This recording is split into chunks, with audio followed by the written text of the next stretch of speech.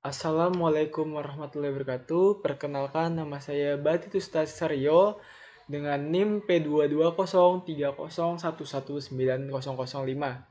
Nah, di sini saya akan menjelaskan tentang North Bridge dan South Bridge dan juga mungkin perbedaannya nanti. Nah, ini adalah contoh gambar dari South Bridge and North Bridge. Yang dimana itu CPU pada bagian puncak atau bagian atas itu dibilang itu arah utara dari chipset ini. Lalu disingkat itu utara itu North. Nah, bagi penghubung chipset ini yaitu dengan fast bridge atau penghubung yang paling cepat. Sehingga dikatakan ini North Bridge. Setelah itu North Bridge dihubungkan dengan yang bagian bawah atau yang bisa dibilang itu bagian selatan. Nah, bagian selatan ini itu South Bridge. Nah, South Bridge ini dihubungkan dengan chipset yang Slow Bridge. Yang dimana Slow Bridge itu chipset yang paling lambat. Nah, karena tadi itu yang bagian atas itu utara, yang bagian bawah itu selatan. Jadi sehingga South Bridge dan North Bridge itu awal mulanya dari situ.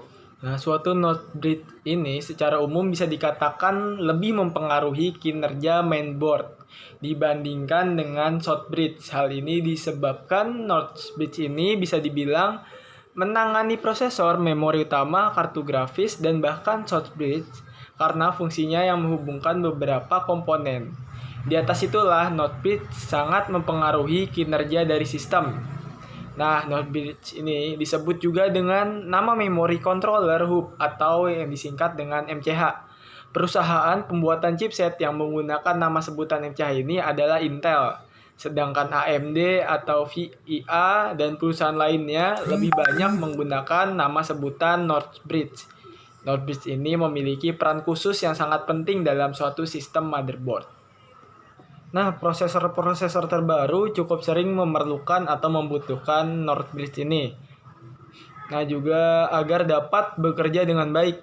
Baru-baru ini dual kanal memori utama menjadi tren saat ini. Kemampuan untuk mendukung dual kanal memori utama ini jelas ditentukan oleh North Bridge yang digunakan. Selain masalah dual kanal, masalah mengenai frekuensi kerja dan timing dari memori utama juga dipengaruhi oleh North Bridge ini. Wajar saja karena controller memori tentunya berada pada North Bridge tersebut. Untuk prosesor, North Bridge ini jelas mempengaruhi FSB atau front side bus yang didukung dan fitur yang didukung misalnya hyper threading. Di samping hal-hal lain tentunya jenis memori utama dan prosesor yang didukung juga ditentukan oleh North Bridge ini. Hal yang sama juga berlaku untuk kartu grafis. Kartu grafis masa kini bisa dikatakan hampir semuanya menggunakan interface Agape. Dukungan akan versi Agape juga digunakan jelas diberikan oleh North Bridge. Sebelum adanya AGP ini, kartu grafis menggunakan interface PCI dan tidak dihubungkan secara langsung dengan North Bridge. North Bridge ini berperan penting dalam seberapa jauh komputer dapat overclocked, karena frekuensi biasanya digunakan sebagai dasar untuk CPU untuk mendirikan frekuensi operasi itu sendiri. Chip ini biasanya akan lebih panas seperti kecepatan prosesor yaitu menjadi lebih cepat. Dikarenakan tadi kan North Bridge ini menggunakan fast bridge yang dimana ini fast bridge ini prosesornya itu lebih cepat daripada short bridge tadi. Nah, karena itu membutuhkan pendingin yang lebih banyak atau lebih besar. Ada batas untuk overclocking CPU-nya. Seperti sirkuit digital dibatasi oleh faktor fisik seperti delay propagasi yang meningkat dengan antara faktor-faktor lainnya yang mengakibatkan aplikasi ini overclocking yang paling memiliki perangkat lunak yang dikarenakan batasan pada multiplier dan pengaturan jam-jam eksternal. Sekarang ada South Bridge. South Bridge adalah bagian dari chipset yang mengontrol bus IDE atau USB, dukungan plug and play, menjembatani PCI dan ISA, mengontrol keyboard dan mouse, fitur power management, dan sejumlah perangkat lainnya.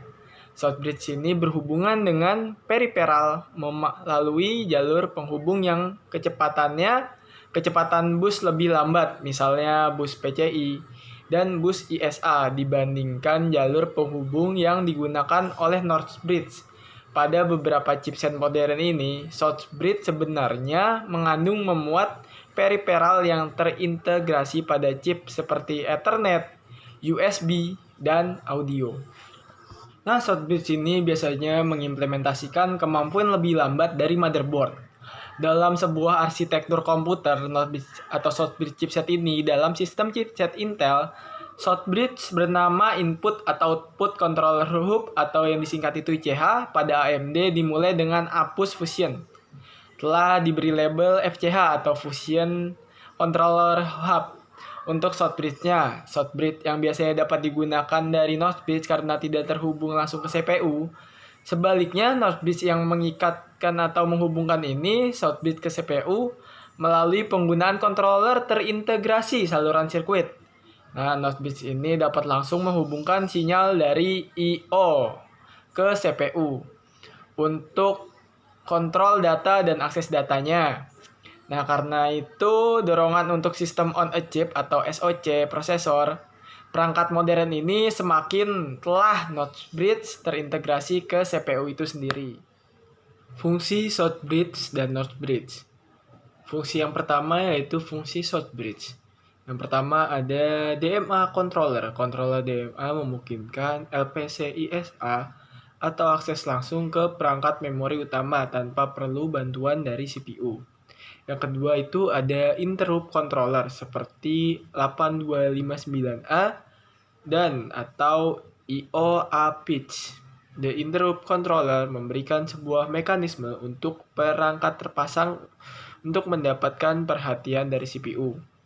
Yang ketiga ada penyimpanan massal controller seperti PATA atau SATA. Hal ini biasanya memungkinkan lampiran langsung dari drive system drive. Yang keempat, ada real-time clock. Nah, real-time clock ini memberikan laporan waktu per sistem. Yang kelima, ada manajemen daya atau APM dan HP. APM atau HP ini fungsinya memberikan metode dan signaling untuk mengizinkan komputer tidur atau menutup untuk menghemat daya. Ada fungsi dari North Bridge. Yang pertama, ada fungsi North Bridge ini menjembatani arus data di sekitar main memory, prosesor, frontside bus, dan AGP bus, juga mengatur kerja power management.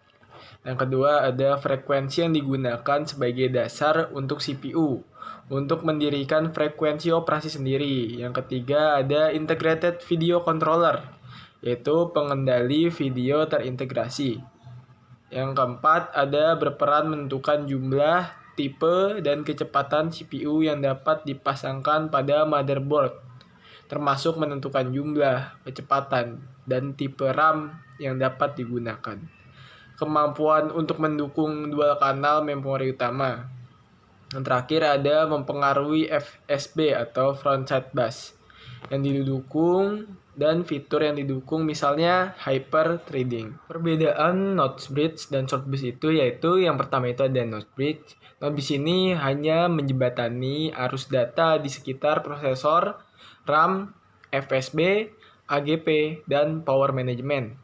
Nah, sedangkan itu Short Bridge itu mengatur kinerja periferal seperti IDE, controller, PCI, ROM, BIOS, keyboard, mouse, USB, dan lain-lain.